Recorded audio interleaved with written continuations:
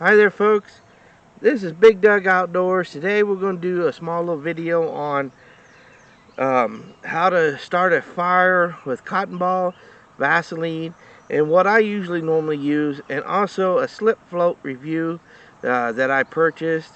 And I want to shout out there to my brother-in-law and thank him for a good time I had last night out doing some catfishing for nighttime. So with that being said, we're going to go ahead and jump right on in this video. So first thing first, this is what I normally use when I'm out there camping or if I'm doing some nighttime fishing to start a fire, is this stuff here. They come in a package that looks like this, and you just burn the package and all, and it ignites it.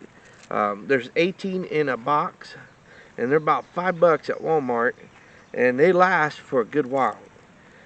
So this little package, this little lighter thing, it'll light for 6 minutes. So we're going to compare this with burning time to the cotton ball with Vaseline. So we're going to give it a try. So you guys, let's try it out, alright? So we're going to set, and I'm sitting here with my fire pit, and we're going to use the lid of my little fire pit. It's a homemade fire pit, by the way. And we're going to try this compared to this. So get our little stir stick here. See if I can get that cotton ball. Take you, we'll point you down here a little bit. So we're going to take the cotton ball and just stick it in. Just kind of roll it around in here to get the Vaseline on there. The Vaseline does not burn. I've already tried it just to see. The Vaseline does not burn at all. It melts kind of like a wax, and it allows the cotton ball to burn a little slower and longer. So, and all you gotta do is just kind of swirl it around in there in the cotton ball, in there, and that's good enough. And then what we're gonna do is, I'm gonna put you guys down here towards it, and we're gonna set them side by side and see which one burns the longest. And will this work? So I've already tried it again, and it seemed to work, but I don't know if it burns as long as this here. This here is what I recommend using. But we're going to try this. If they burn the same, then we can turn around, go to these for backup. And also with that Vaseline being on there, it kind of helps it to be waterproof as well. So we got them spread apart here.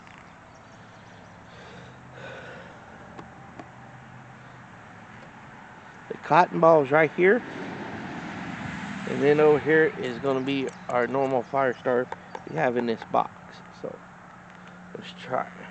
I know the cotton ball doesn't ignite as fast, so you gotta light it up. Let's just see. So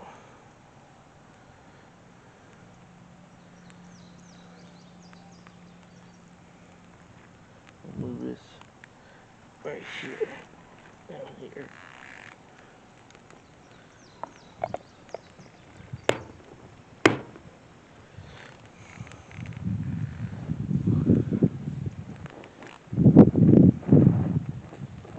Kind of a little windy, so it'll be alright. We just had a major rainstorm come through. I know the little fire starter thing it'll burn for 6 minutes, and it shoots a really good flame compared to the cotton ball. The cotton ball don't shoot a very good flame off of it, but it's enough to where if you had some little wood shavings about this size or a little stick that you could pile up over top of it, it would work.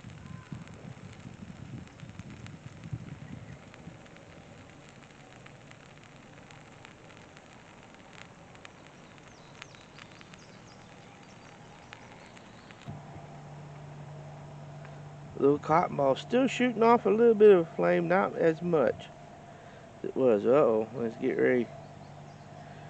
getting shallower with the flame, but it's still lit. There she goes. Cotton ball. It's got hot embers.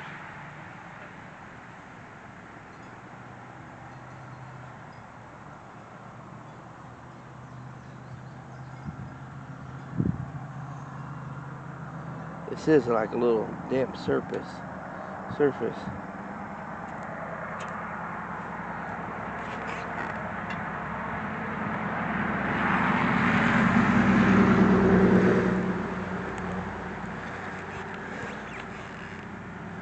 The cotton ball actually technically was sitting on a wet surface, so it still technically is burning. Not as strong as a flame as the fire starters.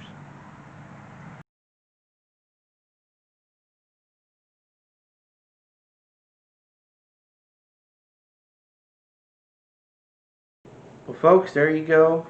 I hope this helps you guys out with your next purchase or something. And also, give it a try. I mean, the Vaseline, basically what it does is it turns it into like a little bit of a wax. It's what it kind of looks like.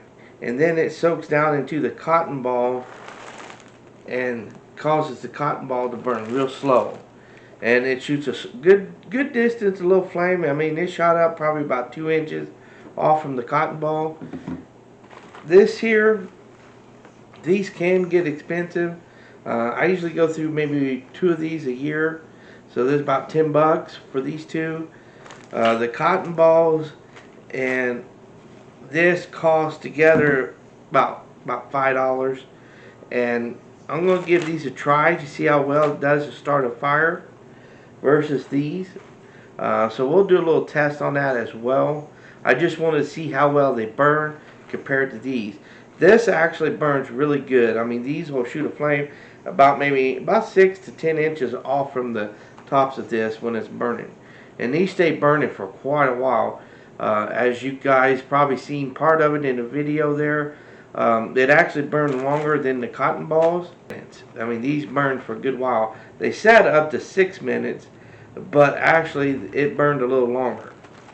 And I like using those fire starters. They're my favorite, especially when you're out camping and fishing and stuff. But anyways, I'm going to talk to you a little bit about my slip float. This is a slip float that I purchased. Issues I had with this thing was when I ordered it and it came in, both of them were damaged on the end. All the paint was chipped off and everything. And this one actually was cracked a little bit on the paint. When I used it last night, it actually started waterlogging, so I had to let it set and dry overnight, and so I can fix it up to where it won't be that bad. It won't do that again. And then this tube actually filled up about halfway with water, and that's due to because this was soaking in water and it was coming up through and then filling up in the tube. And also this was not sealed really good to the bobber, to the wood, so that way it also seeped water in there through that way too. And because whenever you reel this in, it's got like a long stem that comes off of here and goes inside of a tube that's in here that your line feeds through. And that stem helps prevent water getting in there because it kind of seals it up a little bit too. And it was still filling up. Both of them did. So that's what I figured out, that they wasn't sealed up real good, connected to the wood float itself. So I took them apart, cut an inch off of it, cleaned it up, resealed it with some glue. I don't have the glue out here, or I'd show you. And then after I glued it all back together, then I took some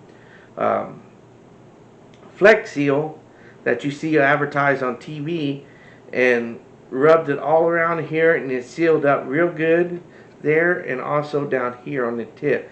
And the reason why I wanted Flex Seal, because it's like a rubbery based coat like type thing, and it'll help turn around keep my sinker from damaging up the tip here. You really don't need a sinker. This is a weighted float. Again, this is a lighthouse float. Do I recommend them? Well, yeah, I love these things. I just had a few issues the way they came to me. I don't know if it came from the company directly from that way or if it was damaged in shipping. So you really can't tell or say, but I have my suspicions it was damaged before they shipped them because the packages were ripped down here and then they just stuck some tape over top of it to tape the package back to the float. So that's one thing I'm really suspicious of. But anyways, the reason why I use a sinker, and I've said it before down here, it helps weigh the live bait down, and it helps with the getting the bait down below the bobber where they belong. Because sometimes if you don't, the bluegill that if you use for live bait like I do, it'll stay up here close to the surface with the bobber. So to get it to go down, I use a 1/2 ounce sinker. This is a steel sinker, it's not lead, so that's kind of nice too. You can use either one. I mean, to me it doesn't matter. Lead sinker's been around for years before I came along. So, but anyways, do I recommend them? Yes, I do. I would highly recommend getting you one of these slip floats. And you know, with the clear tube on there too, I do have little lights that I can stick down in there that are battery operated. That works really well because when you cast it out about 60-70 yards out from the shoreline, you can see that float just sitting there, and you can see it bobbing and everything from the bluegill or your live bait, moving it around. I really like doing that. And I always set up all my floats as well with these straw floats when I'm using live bait because it helps prevent from tangling up so much. So with that being said, I want to thank you guys for watching my videos, and I hope this is a good tip and help for out there with starting a little fire for yourself when you're camping or even night fishing, because it is kind of cool to have a little fire going when you're night fishing out there, and you can cook off of it and stuff if it's legal and you can do it. The areas that I fish at, a lot of times, a lot of them, they do allow you to do that. So with that being said, again, I want to thank you guys for watching my videos, and I want to say God bless and good luck to you upcoming hunting and fishing and camping here in 2020. We'll catch you till next time.